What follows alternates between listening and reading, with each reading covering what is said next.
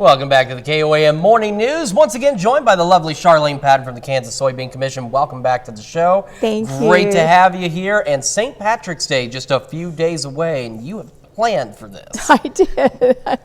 We're continuing with our theme of bake and take, which means baking for something and taking it to someone. And it's such a great opportunity to combine with the Kansas Wheat Commission, their event, and the Soybean Commission has some ideas to help with that. Because we did the peanut butter, the soy nut butter banana cupcakes. Right. And now we're going to do a savory item.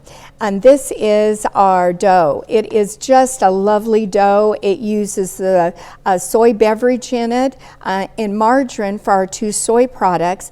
And you're going to make that dough and then cut it into 18 equal pieces. So a great math problem there to have to get the kids involved. While I do this, I'm going to have you mix Parmesan cheese and parsley. Okay. The parsley gives us the green for our leprechaun rolls, and the Parmesan cheese, I grated fresh Parmesan cheese there, but you could use the grated that's in the can. You could use different kinds of Parmesan cheese that's already grated.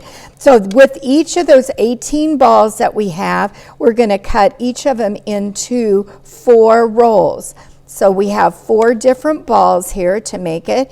I'm going to dip it in some melted butter, and then I'm going to dip it in what you have here there, and put that in a greased muffin tin. We'll do that with all of those 4 balls. And that makes a 4-leaf clover, doesn't it? It does. And when those bake, you want to let those raise, but then when they bake, they will pull apart into 4 little rolls. So we'll fill all of our muffin cups up there, let it raise till it's double in bulk, then put it in the oven and bake it at 375 for about 15 minutes. Okay. And until they're nice and brown. You'll have wonderful rolls that you can share with your neighbors or your friends. A great way to get kids involved in the kitchen again, and then take it to someone and say thank you or hello, how are you doing, to a neighbor you maybe haven't seen for a while. It's a perfect opportunity to do that. And of course, the finished rolls over there look absolutely incredible.